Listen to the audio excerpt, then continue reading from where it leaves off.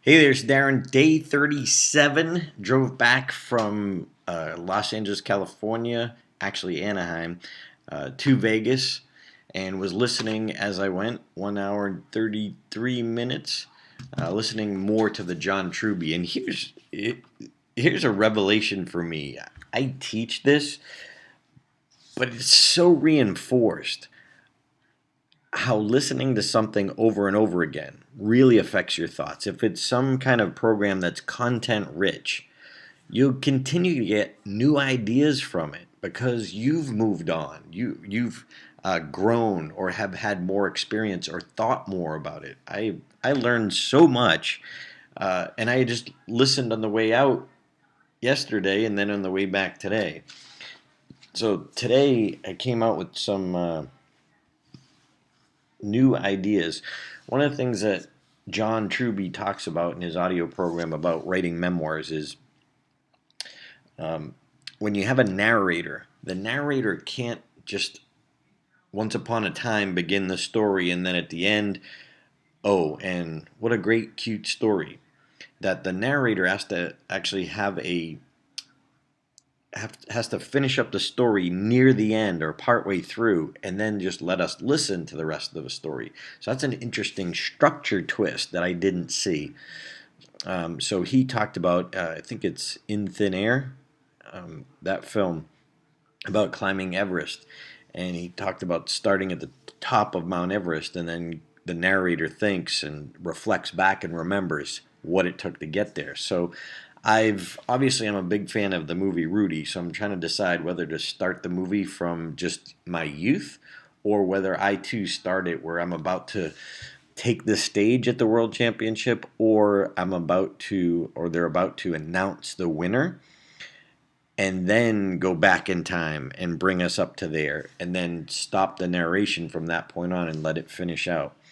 So it's been some interesting revelations and a lot of choices to make along the way. Also, in my championship speech, I mentioned what my dad said to me. I don't care what you want to do, just be the best. So I'm trying to figure out writing wise where to plant that earlier into the story to make sure that's planting the seed. I also remember too at the holidays, I have to find some way to represent that I was spoiled as a kid, and my brother and sister, God bless them, they had to um, break my parents in for me. But my mom, because I was born with a club foot, really coddled me and overprotected me. So I was really a lot of a mommy's boy and expected everybody else to fight my battles for me. And I remember my brother and sister telling me the stories that they were forced to eat lima beans, and I didn't have to. And that they were telling me that they used to actually hide them in the milk so my mom wouldn't see them or feed them to the dog under the table. So I thought that that'd be a cute way to kind of set up that emotion of it. And reminded again, too, what John said about telling your story. And when you tell your story,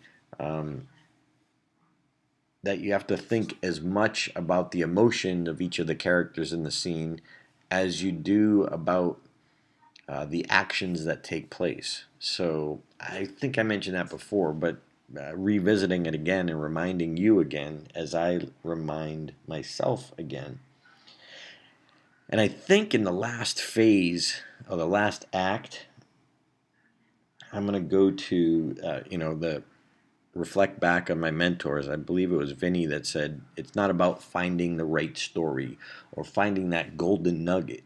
It's about taking what you have, the stories you have, and running them through a process and making them so good that someone wants to hear them. And I remember I kept looking for that joke or that new story. I'd try it, throw it away, try it, throw it away, try it, throw it away, rather than actually walking it through the process. So some interesting revelations. And also, what's the moral problem that my movie is going to face? And I believe the moral problem, if I look at what I'm talking about, is blaming others and self-responsibility, not taking self-responsibility. So I think that's going to be part of or one of my underlying moral problems. So, and also, I think I'm going to be making quitting my job is really the final conclusion.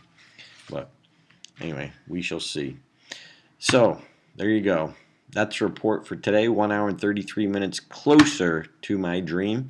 I have to get up in 4.5 hours and jump on a plane and go to Tennessee. So I'm going to have to do some reading or work on the plane, and we'll report back in what happens tomorrow on Friday. So I'm closer to my dream today. What can you do? If you didn't do something today, what will you do and commit to tomorrow? See you tomorrow. Stage time.